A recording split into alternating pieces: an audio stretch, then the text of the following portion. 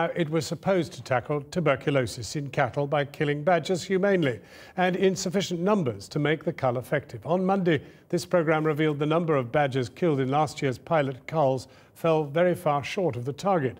Now Channel 4 News has been given exclusive access to post-mortems on badgers allegedly shot in the cull.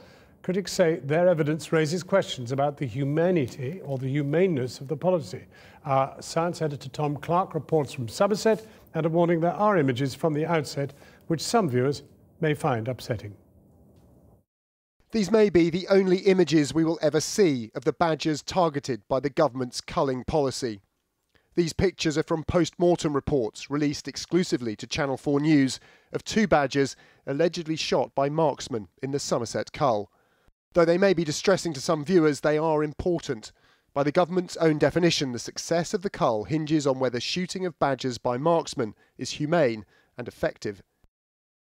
This was the badger that post-mortem shows us quite clearly that it did suffer. The wildlife charity which commissioned the post-mortems argues they show the policy is neither humane nor effective.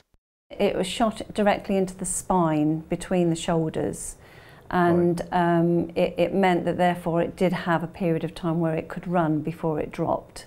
Yeah. And I know they measure humaneness by 5 minutes, and the post-mortem quite clearly shows that this animal did suffer. This is where we actually have a lot of the badgers. This rescue centre regularly receives dead and injured badgers, often hit by cars, sometimes shot illegally. But in this case, they believe, killed by trained shooters as part of the badger cull. There's a couple of guys in here, but they're in a box. We probably need to just go inside and see them. As anyone who works with badgers will tell you, these animals are some of our toughest native mammals. They've evolved very thick skulls and stout bodies. And that means even with a high-powered rifle, they can be quite hard to kill. It's why from the start of these pilot culls, there were very strict rules about keeping the shooting humane. Cull marksmen are required to shoot badgers from the side into the heart and lung area. The post-mortem of Badger 102 shows that's just what happened, an independent veterinary pathologist concluding its death was instantaneous. But Badger 200 was shot in the spine and fled.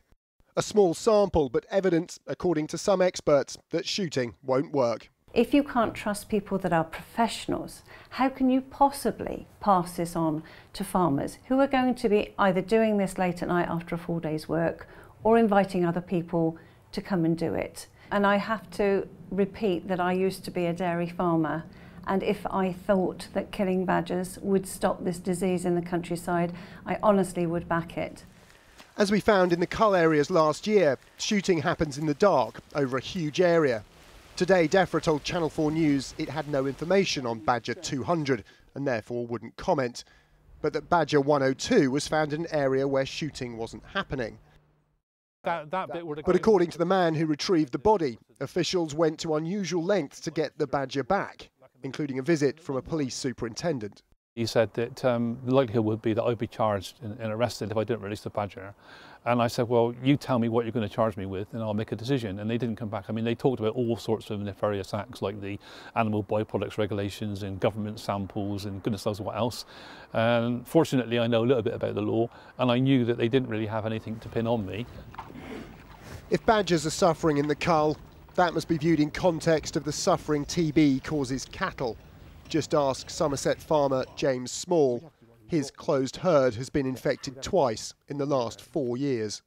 Why do you maintain a badger cull is so important?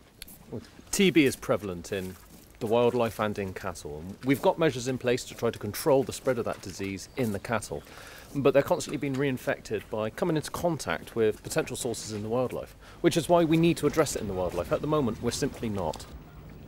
An independent report into the effectiveness and humaneness of the cull was due to be published by DEFRA at the end of last month. The post-mortem results from these badgers, allegedly shot as part of that cull, have been passed to the independent review panel. Tom Clark, Channel 4 News in Somerset.